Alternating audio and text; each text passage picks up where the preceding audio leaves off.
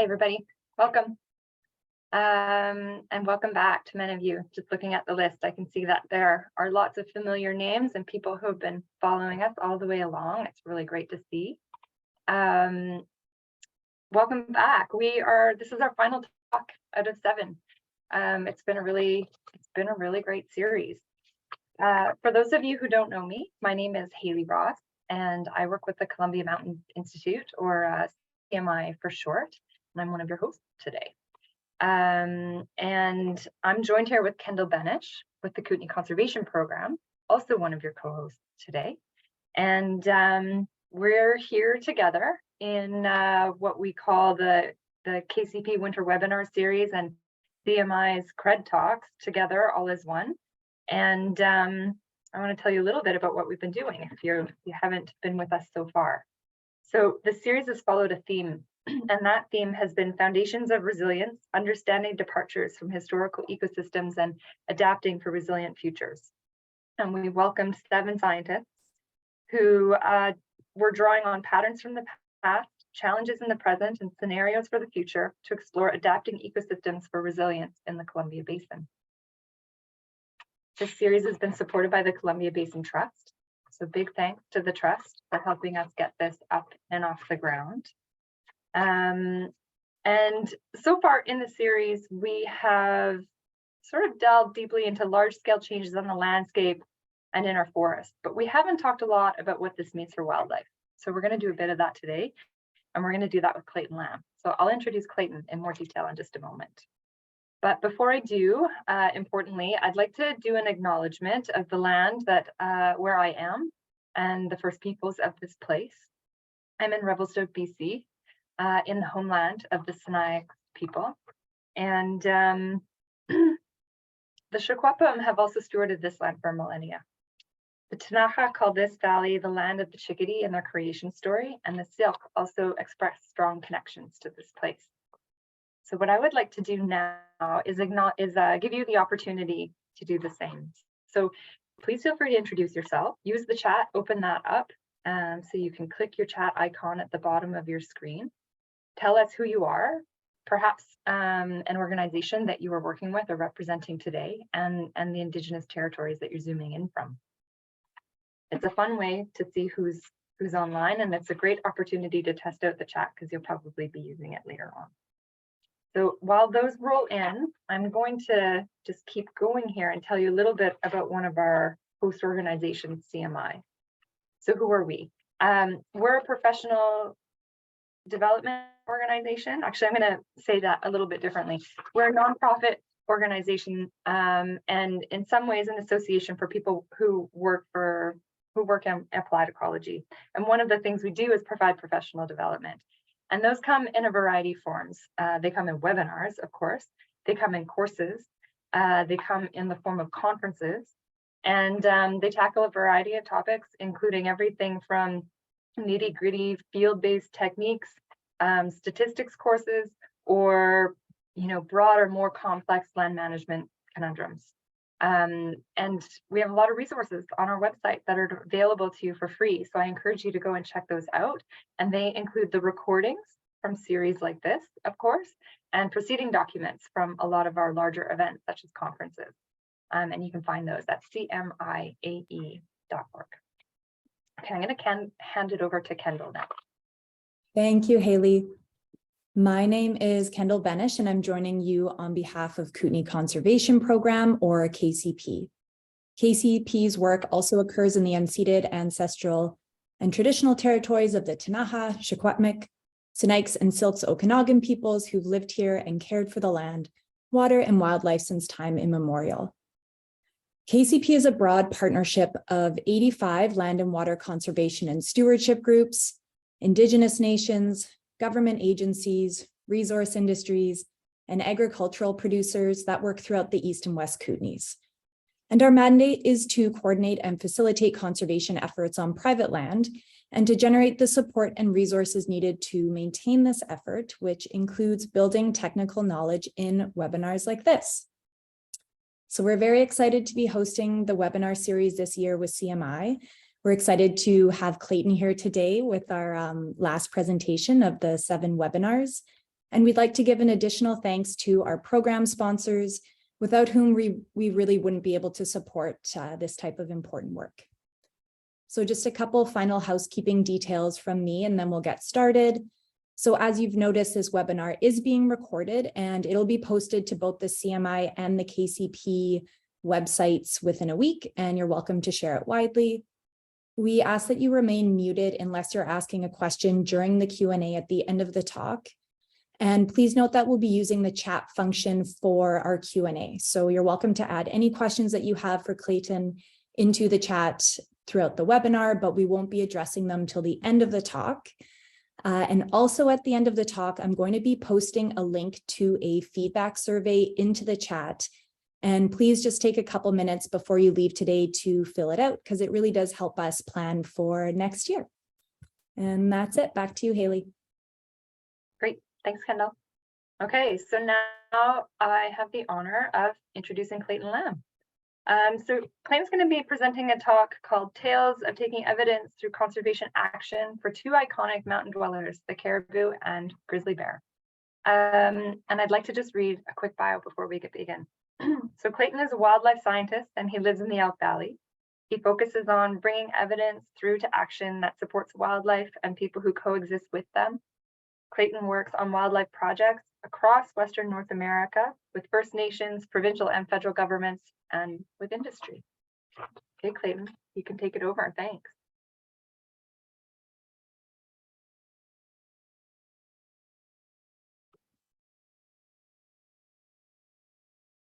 You're muted, I think. Yep. Still muted.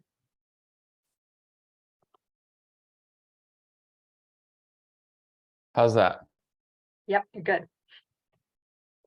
Despite all of our practice, you can never get it right in the real thing. Okay, well, thanks everybody for taking some time out of your day today to listen to this talk and to for joining some of the previous presentations. I'd like to talk to you about two conservation initiatives, one in northern British Columbia and one in southern British Columbia on two different iconic species in our province.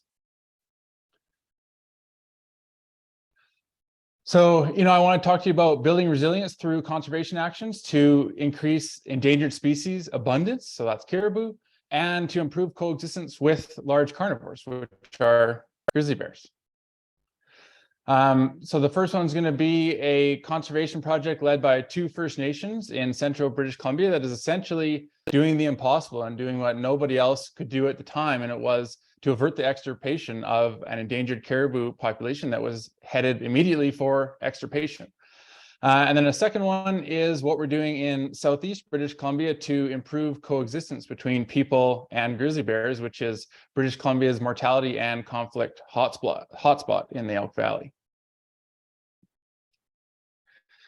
Just a quick little bit about me and how I come to this work. So I'm a settler and a wildlife scientist. I have the privilege of living and working in Amakas Ktunaxa, the homeland of the Ktunaxa people. And I also work with West Moberly First Nations and Soto First Nations on their caribou recovery program, braiding knowledge systems. And, I'm here to basically amplify the work that they do and that we work on together. And, I think it goes without saying that I don't speak for these nations, but I'm here to amplify their efforts and share their successes through my lens. So this is the Klinziza story, essentially, at least from the Western science perspective. A few hundred caribou in 1995, declined down to only about 38 animals by 2013. And then West Moberly and Soto got involved and a number of different partners. And from 38 in 2013, today there's almost 140. So almost a tripling of this endangered species. And I'm going to share with you how that happened. What's a little different than other parts of British Columbia potentially is that these two First Nations are part of a treaty First Nation, Treaty Number 8, which was signed in the late 1800s. And as part of that treaty, what is legally interpreted as part of the treaty is what was said to the people at the time. And this is a report from the Commissioner for Treaty Number 8 from Winnipeg, Manitoba, back to Ottawa.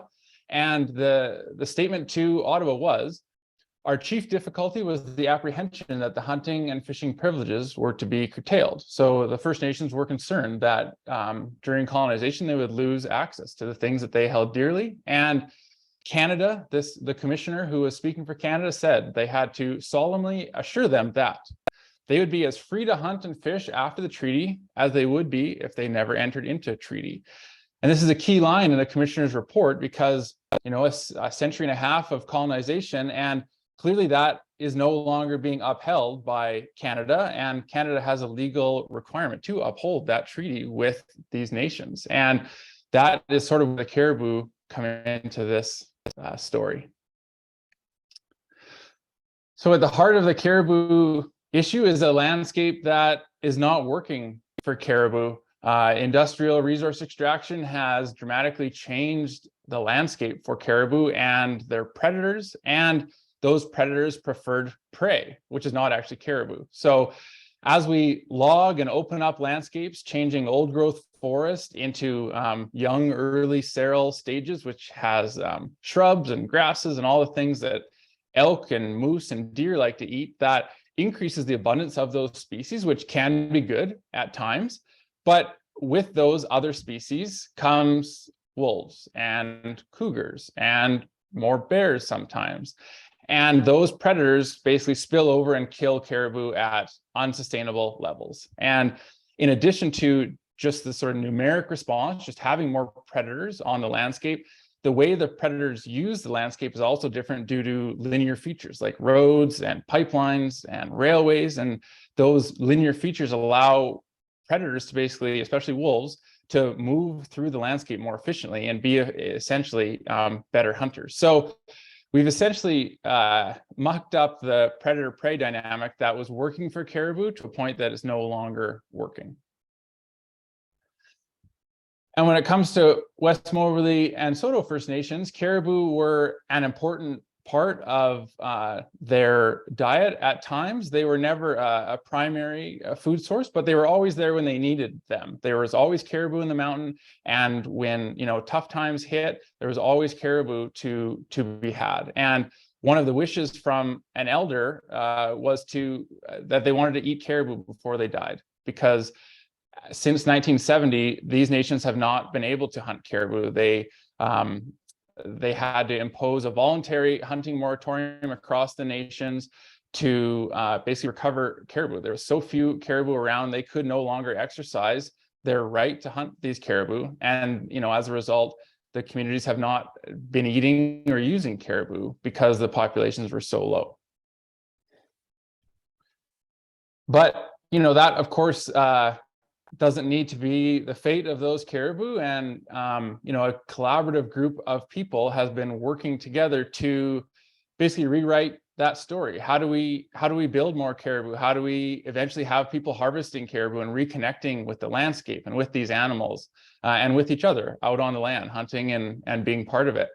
And I just want to point out that I'm the one that's going to tell you this story, but I'm a very small piece of this story. I help catch these caribou, and I help, with some of the funding and do some of the science, but I'm a very small part of this. The heart of this work is really West Moberly and Saulteaux First Nations, Dr. Scott McNay in the top right-hand corner there of Wildlife Infometrics, and a whole team of people that really make this happen. I was up north catching caribou for the maternal pen last week, and there was about 30 of us there. There was helicopter pilots and veterinarians and First Nations, and it's a big group that makes this happen.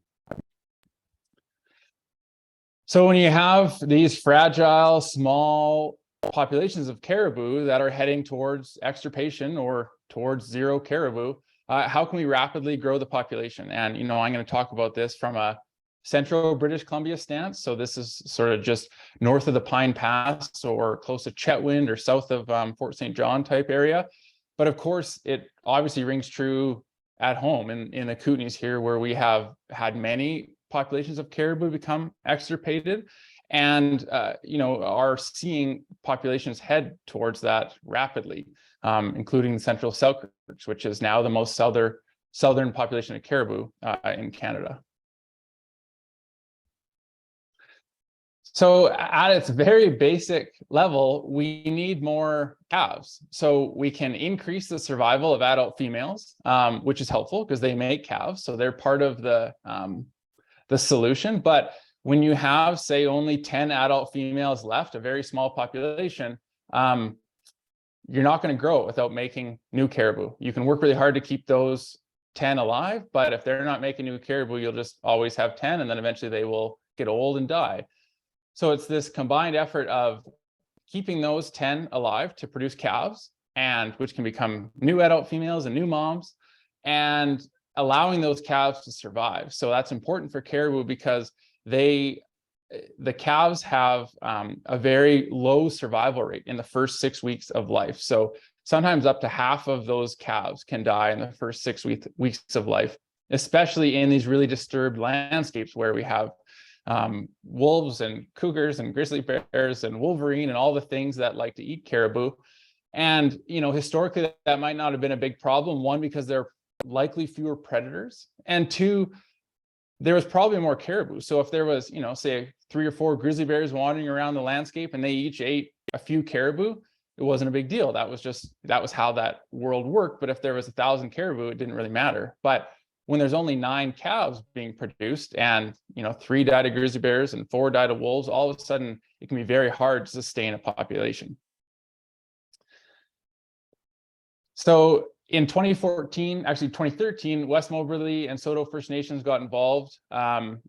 Chief Roland Wilson is the chief of West Moberly First Nations, and this quote is his up at the top.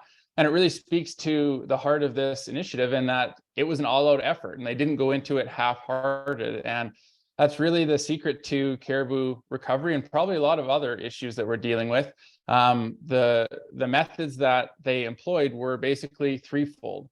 What was done was to improve calf survival by putting caribou in a maternal pen, which means basically keeping caribou safe during a period from March until they have their calves in May, and then allowing those calves to grow up until they're about 6 weeks old, sometime in July or August, and then releasing them back into the landscape. So we basically capture caribou, adult females, bring them into this maternity pen, which is about 30 acres, and Indigenous guardians live with them up at elevation year round.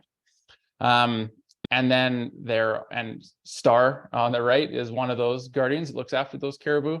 Another piece was reducing the abundance of wolves on the landscape. So it was very clear that the density of wolves was far too high to sustain these caribou, and they were unequivocally heading to zero without immediate action. So in 2013, there was an Indigenous-led trapping effort to reduce wolves, and then by 2017, the province had an aerial program, and the nations still continued to support from the ground.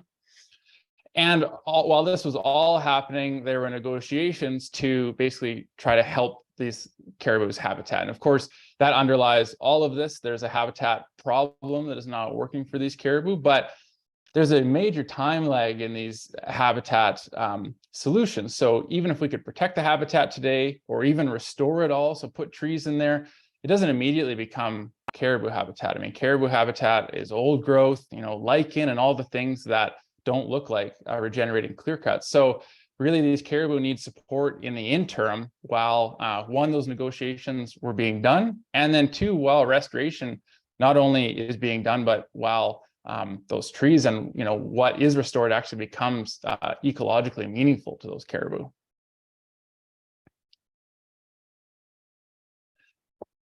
So this is a female caribou with a calf. So this is the heart of the maternity pen. So the goal is to bring in somewhere between 10 and 20 adult females every year, and they're fed lichen in the beginning because that's what they naturally eat, and transition to a caribou specific pellet basically that was developed in a zoo. And then in May and June they have their calves, and almost every caribou is pregnant that comes into the pen. So pregnancy is not really an issue, and it's not in the wild either. But what we see is that a number of the caribou by kind of April, if they're not in the maternity pen, are just gone. There's all these females that don't have a calf at heel anymore. And what the pen does is it essentially doubles the survival of these calves, and it does actually give the moms a little bit of a boost too. So that's something we're still looking into, whether it's food, because they are getting fed in the pen, or if it's just that they're being kept safe from predators. But we see bumps in adult female survival, modest bumps, and a doubling of calf survival. And the other one is wolf reductions, as we talked about. So reducing the density of wolves to more of a natural type density that these caribou would have had historically, and what basically would allow them to grow on this landscape. And that's a combined effort between the two First Nations and the province. So those two, we call them short-term or interim efforts, have taken this population from declining from hundreds of animals down to 38, and has now, once these actions were implemented, has nearly tripled or has over tripled the population to 134 today. And I mean, I think that's quite significant. I mean, I can't think of any other species or conservation effort in British Columbia that has had that kind of success in the last decade, for sure.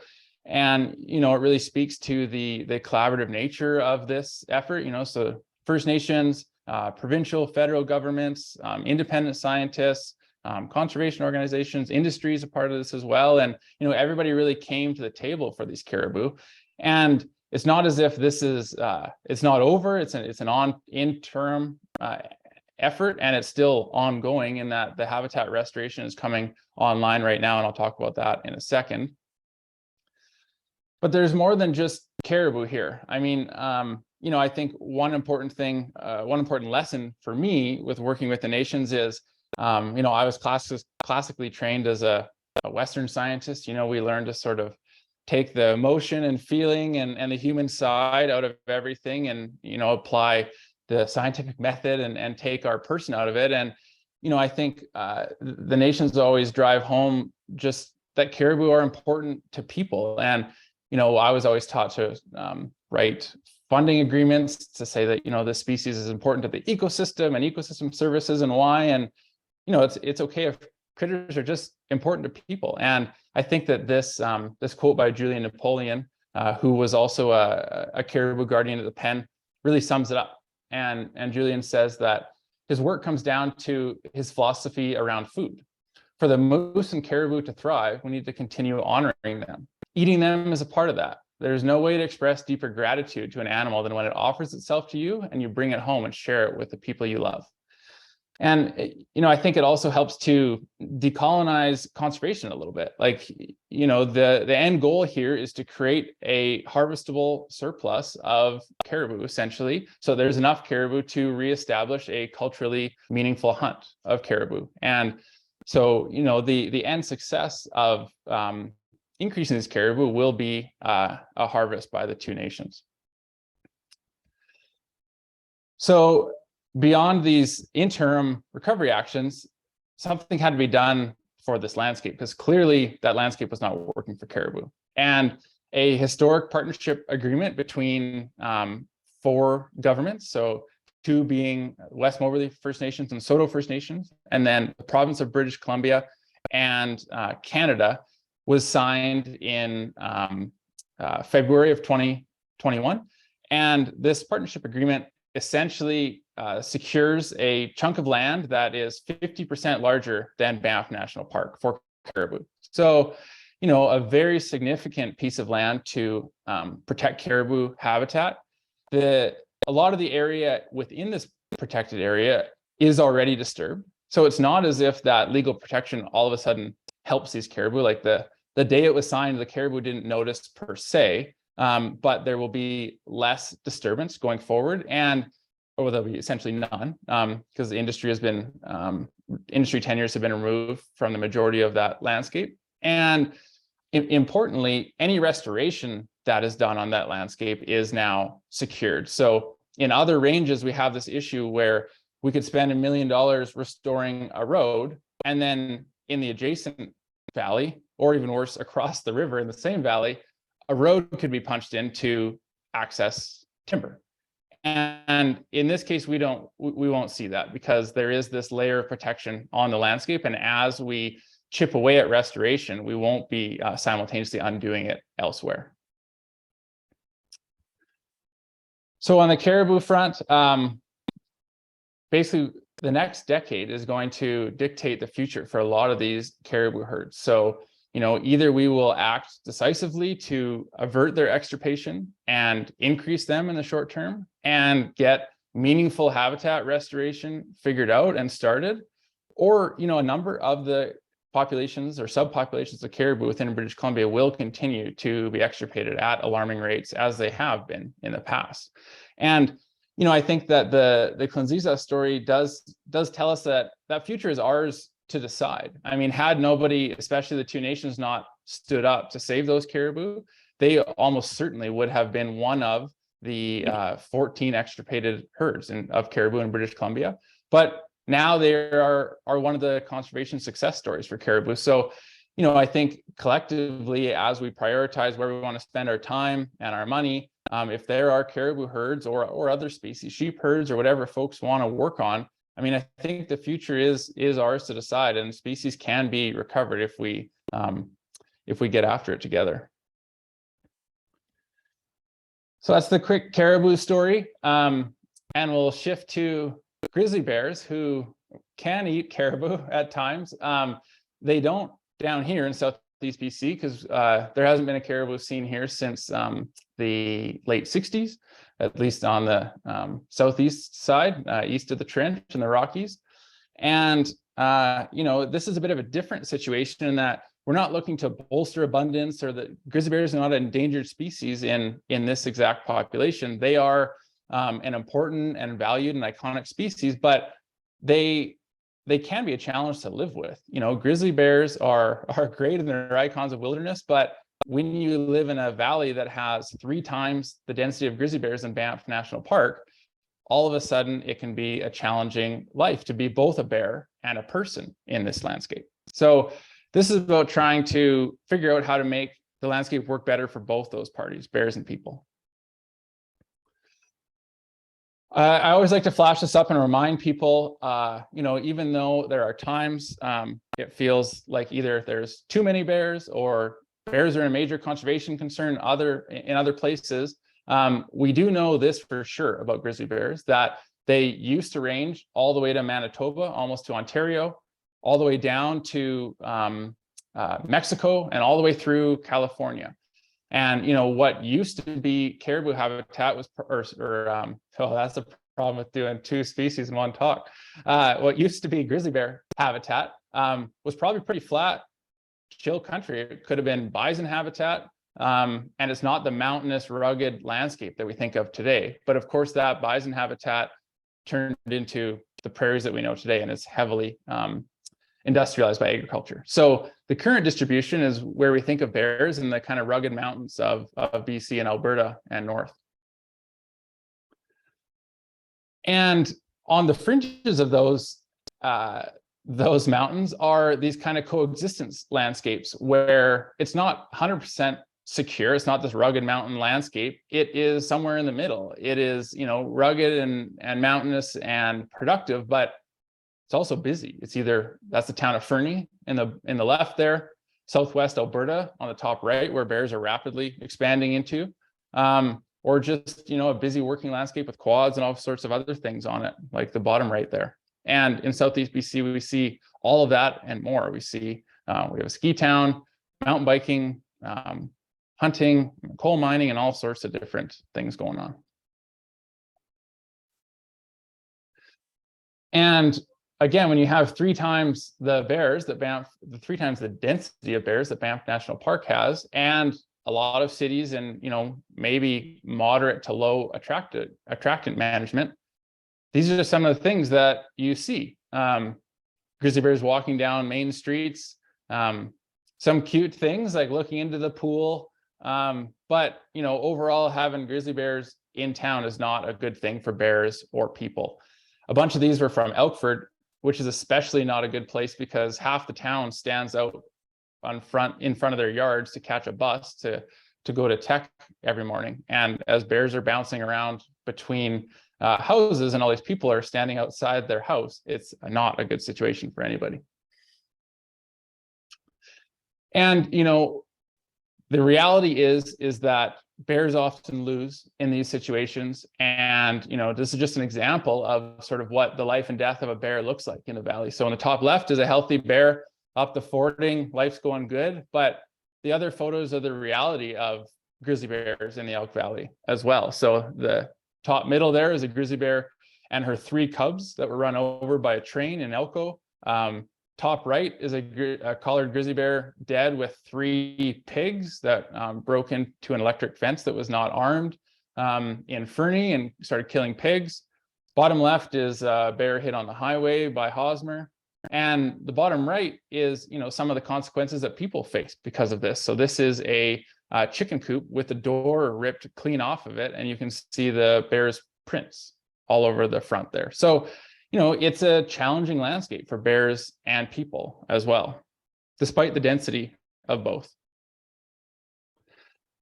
So what's killing bears in the Elk Valley? So we initiated a long-term collaring project here. We've collared 65 grizzly bears since 2016 and continuing. And half of the mortalities are from conflicts with people, either out in the bush or at their residences due to unsecured attractants.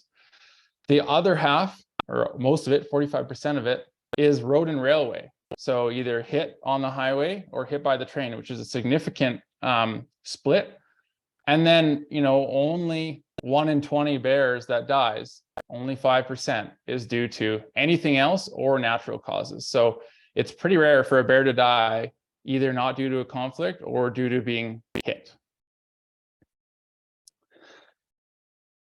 So a little plot here, because I build plots for a living. So no talk of mine goes without a little bit of science in there. This is a comparison of survival for adults on the left, subadults on the right, and both sexes, female and male by color, for all the good demographic data that we have for grizzly bears across North America. And what I want to draw you to is the Elk Valley, which is at the top. And what we see is that adult survival, so the survival of bears that are basically older than 6 years old, is pretty good, no problem. Even in the Elk Valley with all these people and all the stuff going on, it's very high. But subadult is the worst in North America. So what we have is this basically challenge of young bears learning to live in this landscape. And that's essentially what we're going to try to help solve. So most of the conflict, most of the mortality, and most of the issues are these young bears. And, you know, it's obviously not working for those young bears, and it's not working for people of the valley. And the Elk Valley, it often gets an exceptional level of interest and funding and research, but it also is exceptional in general, in that it has 10 to 100 times more conflict and road and rail deaths than any other place that grizzly bears exist in British Columbia. So, you know, the challenges are very real here and they are exceptional. So it's not good news for the Elk Valley, but it does mean this isn't actually a widespread issue, and we can probably solve it here if we, again, you know, get after it. And the heart of the issue for the bears is this sort of trifecta of problems. It is that there's a bunch of wild habitat that is good for bears all around, and there's good food in there, so it produces abundant grizzly bears. Those are huckleberries in the top right. But interspersed between these productive areas are all these risky things. So basically, linear human settlements in Fernie and Elko and Sparwood and Elkford. And in there are trains and cars and apple trees and all kinds of challenges. And so that is sort of the dynamic that causes us issues. And I mean, you might wonder, how do the adult females survive so well and the subadults don't? And it largely comes down to being nocturnal. So if you drive through Banff, not today because bears are hibernating, but in a couple months, you'll probably see a grizzly bear on average. whereas you almost never see a bear here. And that is because our grizzly bears are almost strictly nocturnal, and at least the ones that live long, which are the adult females. And so just to give you an example, these are some GPS relocations for this one adult female. She had 2 cubs, and this is the town of Hosmer and Fernie. And, you know, she's all over town, and she never received a single complaint. Whereas a sub-adult out there in the middle of the day probably would have had 30 or 40 complaints and might have ended up dead. So that's really the strategy that's working for them at the moment. And we looked at this across basically all the collared bears across British Columbia, which is more than 500, and basically looked at what percent they were nocturnal. So, you know, 100% would be you only use night, and 0% would be you only use the day. And the human influence index on the right, which is, you know, basically the more human impacted the area is. So the flathead or somewhere wild would be on the left, and the middle of a city would be on the right. And there's a missing triangle here. And essentially an adult female that is in a busy human dominated area doesn't exist, that is not nocturnal. The only females within these busy human places are all nocturnal. There wasn't a single data point in that bottom right corner. But, you know, with all of this high mortality, it creates a situation where these bears essentially can't maintain themselves. So there's more mortality. All these young bears are dying faster than adult females can produce them. And that creates this strange situation where it would appear the population should just decline down to 0 then, because it's not sustainable. But because there's these wilder areas of the Flathead and Alberta and even Montana and the Bull River, these sort of human-dominated populations are then kind of sustained by immigration from elsewhere. So even though they can't, you know, survive their young all the way to being sub-adults and through to being adults in an efficient manner, the ones that are lost are basically offset by immigrants from elsewhere. So an adult female in the backcountry basically builds a young, it grows up, it disperses, and it ends up in the Elk Valley. And we've seen that a number of times. So this is a map with Fernies here, Cranbrook's over here, and I'll just kind of zoom in and show you a couple examples. So the border there is America. So this is a bear that came out of Idaho and actually dispersed into the trench basically by Jaffrey, and, you know, moved about 80 kilometers from its natal range and ended up dying, but did live there for a while. These 2 bears came from Alberta, from Kananaskis country, and moved about 90 kilometers south down to Elkford. So, you know, what we're seeing is that the impacts locally have these really widespread effects. We're basically pulling bears from different jurisdictions commonly to keep the population of bears stable here. And what that looks like in a kind of numeric sense is the orange bar is what we're seeing in real time, that if we count the bears, there's the same number of bears year over year, and this is true back to like 2006. There's always lots of bears. There's about 100 bears in the Elk Valley. But if we use the collar data, they should decline down to 0 quite quickly. And that difference is made up by the immigrants. So it's about 7 bears a year are immigrating into the Elk Valley. And that's essentially what we need to offset. We need to do enough so that 7 fewer bears die a year, so that this population is not dependent on immigration. I'm going to whip through a couple things that we're doing here and kind of give you a taste of what we're working on.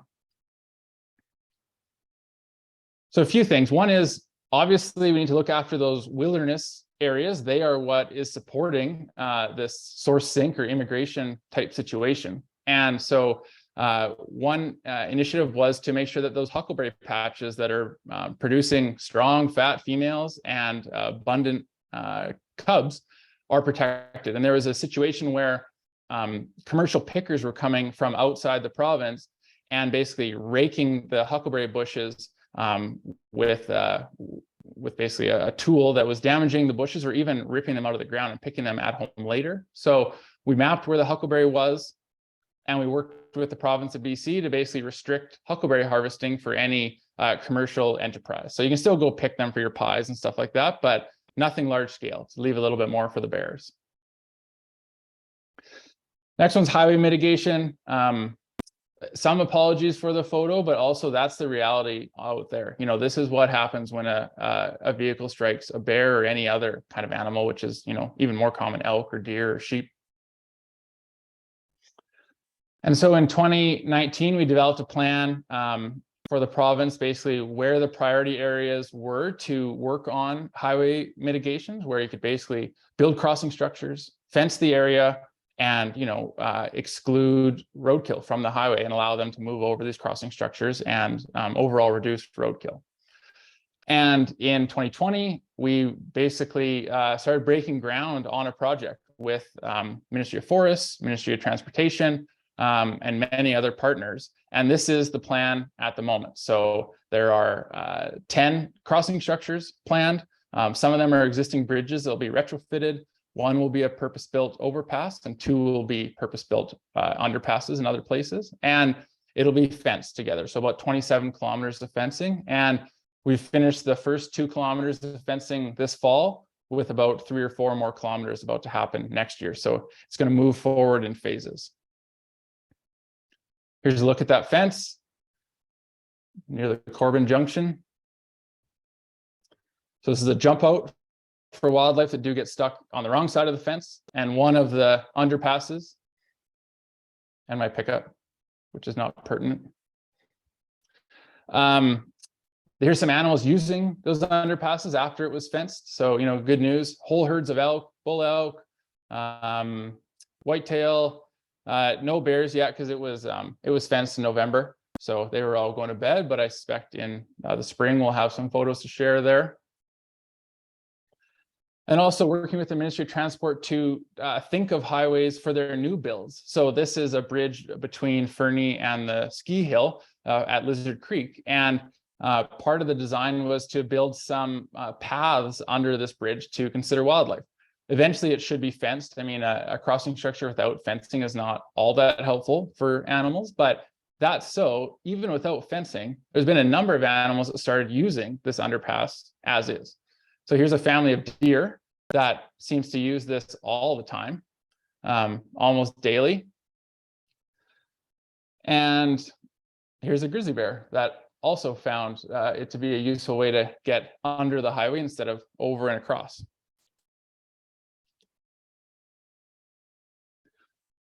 Another piece is trying to reduce the attraction of human foods to bears, and basically trying to reduce the overlap, the amount of time that bears spend near people or near other risky things like the highway or the railway. And one issue that we found using the colors was all these bears were going to these gravel pits, and there's not much to eat in a gravel pit, as you should know. But when we went there, it was loaded with roadkill. Essentially, it was where roadkill was being dumped, and legally the roadkill had to be buried within, I think, 48 hours. But basically, grizzly bears were dragging it off before folks even had the chance to bury it. So it was becoming sort of this bear feeding ground and attracting bears near the highway, near towns, and near a rest stop that was right across from this disposal site. So this is, just a quick look at, I mean, not a bad life per se. Like, this bear is chowing down on an elk, and there was readily available meat. But in the same breath, there was times where there wasn't a roadkill brought for a week. So these bears became dependent on this food, but it wasn't consistent. And so it was possibly, when it didn't come, they'd go to town and get into trouble. And in general, it was just bringing them closer to the highway. We had a number of bears killed on the highway and the railway right adjacent to this site. So we worked with the Ministry of Transport to build what we now affectionately call the bear bunkers. So this is basically where roadkill goes now. This is in Elko. And, we're now actually static composting all of the roadkill. And so this is a fully electrified roadkill jail, essentially, that keeps bears out. There's an electric gate on the front, and the whole top of it is electrified. So what we saw was, on the left was the before situation. So it was how many minutes a day were bears spending at these carcass pits. So basically, before we did anything, bears and a few coyotes and gray wolves were spending over an hour a day at these carcass pits. No surprise, there's a lot of food there. And now, after less than 6 seconds a day. So basically the odd animal walks up to the fence, looks around, and then gives up. And I think that'll get less and less as time goes on. So huge effect size. Here's a bear coming up to the electrified gate and getting a little shock and then never coming back. And he's gone. So, this was a collared bear. We can confirm he never came back. This is the same electric fencing you use for livestock and horses and things like that. So it's not an extra sharp shock by any means. It's just the standard electric fence. It just surprises the animals. So, there's a few projects that we're working on with different agencies across the Elk Valley. But the other one is trying to deal with these, the other 50% of conflicts that happen on private land, basically in rural residences. And so we have two programs. One is a cost-shared electric fencing program. This is in collaboration with Jillian Sanders and other funders from Y2Y and from HCTF. And basically the goal here is to support people that would like to put up electric fence but need some financial support and also technical support. So Jillian provides that professional support. She's installed thousands of electric fences, and I provide a portion, up to half of the cost of that electric fence, so that people can get those out around their chickens or around their bees or around their unpicked fruit trees. So this is a really effective means. We keep dozens of grizzly bears out of these roadkill pits, which are by far much more attractive than anything you have on your own property. So electric fence on a rural residence is very effective when maintained appropriately, because you don't want wet grass and things to touch it, or else it'll ground out.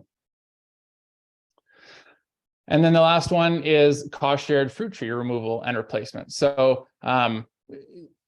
fruit trees can be important to people because they, maybe eat the fruit or make pies or enjoy them in their front yard. And there's a lot of people that pick their fruit trees at a good time before they're ripe.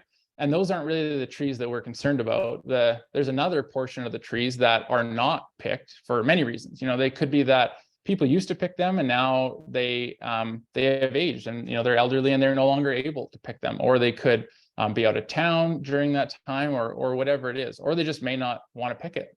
And so there's a portion of people that actually want to get rid of their tree, and a portion of those people that want to get rid of it either want it totally gone and don't even want a tree, or they actually still like having a tree. They want shade, or they want the beautiful blossoms or the beautiful colors. So we're running a cost-shared fruit tree removal and or replacement program. And there's these really nice alternatives that don't bear fruit, but have beautiful spring blossoms like the one on the left, and even great fall colors like the one on the right. And they don't come with a grizzly bear in the middle like the one in the middle, an unpicked crabapple tree.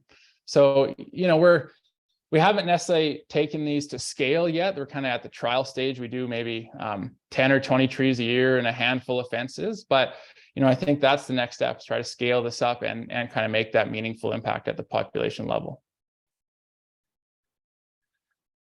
So those are our tales for the two species. And, I just want to thank everybody that's come to the table for caribou and for grizzly bears, and all the funders that make this happen. Great. Thanks so much, Clayton. If everybody was unmuted, you'd hear a bit of an applause right now, I'm sure. Okay, everybody, this is the point at which we get to ask questions. So just a recap, or for those folks who maybe were coming in late, we invite you to put your question into the chat. I'm going to do my best to relay that question to Clayton, and we'll run through as many as we can get to. So we've got about 10 minutes, which is great.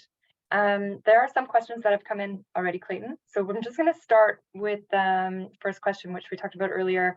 And that was a curiosity about what are some of the ways that we could reduce grizzly bear or other wildlife collisions on the railway tracks? Yeah, so if you can fence it and build an overpass, it works just as well as it would on a highway. The challenge is that that become costly, of course, and it only really works if the highway and the railway are close together. You can kind of couple them in the same fence and the same overpass, which is true in some cases, but it's not in other places. And so, one thing that I would really like to try in the Elk Valley is it's called basically an early warning detection system that has been proven to be effective in Banff, but never taken again to scale. And basically, as the train's coming, it puts off some alarms, and it can get animals off the track just like 5 or 10 seconds early, and not allow them to be surprised by the train, which basically makes they get scared and they run away from the train, and then the train catches up with them and then runs them over. So I think that'd be a cost-effective solution, but we just need to sort of a little bit of funding to get it trialed. It's a good spot to try it here because we have 42% of all the railway collisions in British Columbia happen in the Elk Valley for grizzly bears. That's just wild. Okay, thanks for that. Okay, so I should say to everybody that if I am mispronouncing something in your question, or you want to add a clarification, or you prefer to relay, ask it yourself, just let us know. You can unmute yourself and speak. So that is welcome, just so you know. Okay, so we have a question here from Thomas. And he says, with lots of talk of significantly increasing prescribed fire and increasing wildfire frequency with climate change, how might this impact caribou? So of course, this really ties into some of our earlier talks. Yeah, wildfire is going to be a challenge for caribou for sure, especially given a century of excluding fire from the landscape. Now, when fires are burning, they're burning big and hot, and in some cases, they will create more moose and more deer and more elk, which is exactly what caribou habitat does not want. So, I think it will be a challenge. And we're actually seeing that in Cleanziza, like a quarter of Cleanziza was burned in the last 10 years. So it doesn't mean we can't recover those caribou. Like I say, we tripled them despite that. But when it comes to sort of taking your hands off and not reducing wolves, it's going to be a big challenge, the amount of fire on the landscape. Mm-hmm. Okay, thanks, Clayton. Question here from Amanda, something I was curious about too, actually. Are the recreational tenures also removed in addition to the industrial tenures? So that's talking about that new protected area you were discussing. Yeah, I mean, I don't think I know. I guess I don't think the guide outfitters are out of there, which is another type of tenure. I'm not sure. There's not like big levels of heli skiing or that kind of thing. It's not deep POW up there in the Peace group. It's wind scoured ridges and lots of wind slabs. So I'm not sure actually. But the current recreational impacts are not major up there either. Yeah. Oh, okay. Interesting. Okay, thanks. Question from Carla. Are other species of bears a problem? Presumably black bears. Like in general or for caribou? Well, this question came up when you were speaking about bears, but Carla, maybe unmute yourself and add a clarifying comment.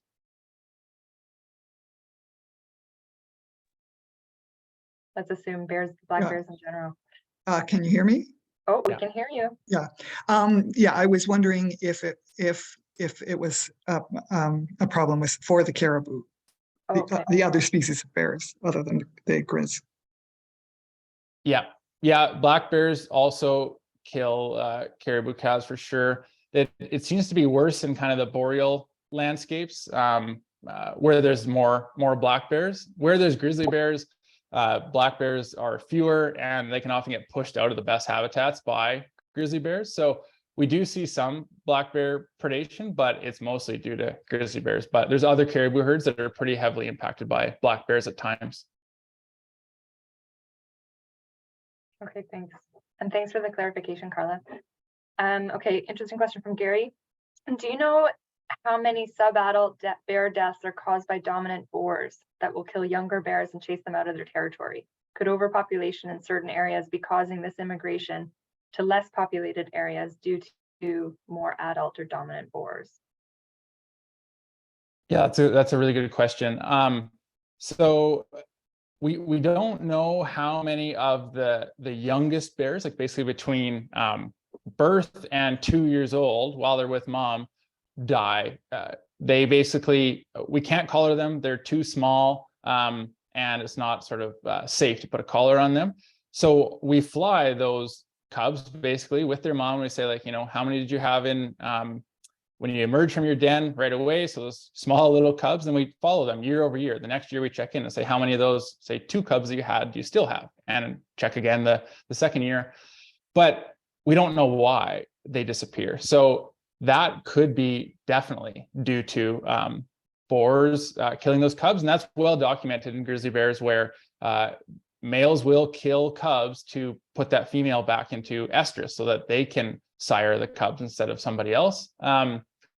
For us on the sub-adult survival thing, like I guess I'm talking about 3-year-old to 6-year-old bears that we can collar. And of those, as far as we know, none were killed by dominant boars. They were all killed in conflict and by the road and the rail. But we are probably losing some bears due to predation by large males. And yeah, I think the immigration is undoubtedly partly due to having a bunch of bears in the backcountry. The more bears you have back there, the more sort of pressure there is for them to disperse outwards. So yeah, I think you're right, Gary. Okay, thanks. So we have 2 questions from Dennis. I'm just gonna ask the first one and then we'll come back to the other.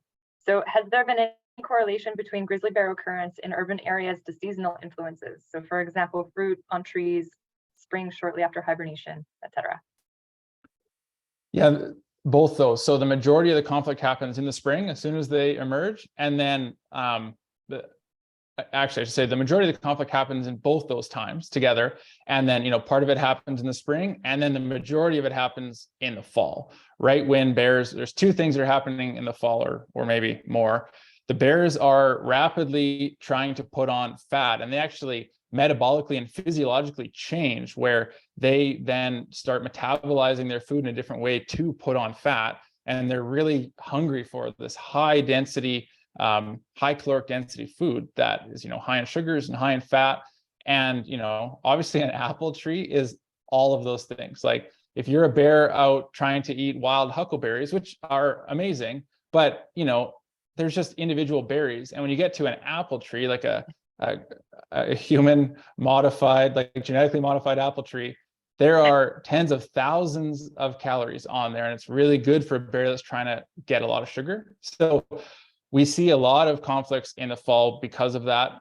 There's also hunting going on, and there's gut piles all over the place, and it's a good time where there's both a lot of human food and a bear's need for a lot of food. So they go together and do create a perfect storm of literally chaos at times. There can be a lot of conflicts going on in the fall in the Elk Valley. Yeah, I can imagine.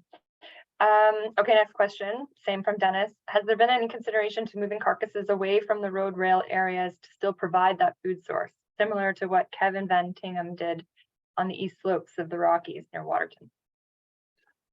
Yeah, so we've thought of that, and some of those Alberta programs have been stopped actually since. And what they found out was, even though it seems to make sense in principle, the carcasses end up being just logistic purposes. They drop them in kind of a few places or one place up in the mountains, and those carcasses then get basically dominated by one big male.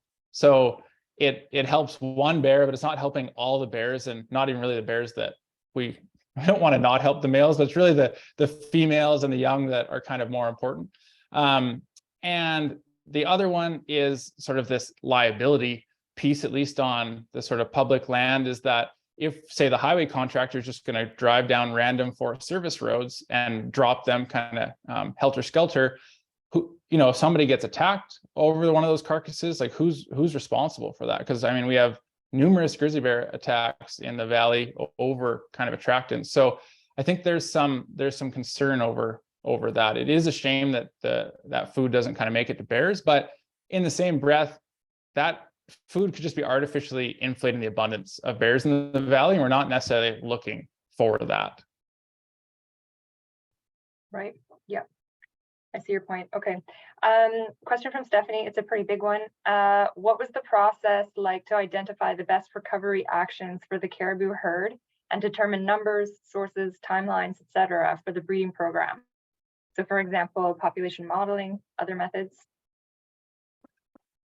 All of the above. It was a combined effort between the two First Nations, West Moberly and Soto First Nations, and technical experts, which was Dr. Scott McNay of Wildlife Infometrics. And they basically co-produced a recovery plan for those caribou, which kind of braided the two knowledge systems. So, there's no real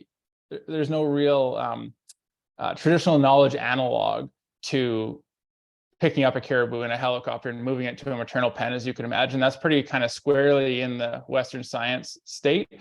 But there's all these other pieces, like how many caribou did there used to be? What could the population target be? And just generally, why are these caribou important? And in which way would they like to recover them? Because there's many different options. And so those kind of two groups came together and created this plan that involved the reduction of predators and the maternal penning. And there was these kind of scenarios, like the do nothing scenario versus doing one or the other or both. And yeah, that's a report that can be viewed by anybody. Okay, that's great. Thanks. Okay, I am just realizing that it's 1:02.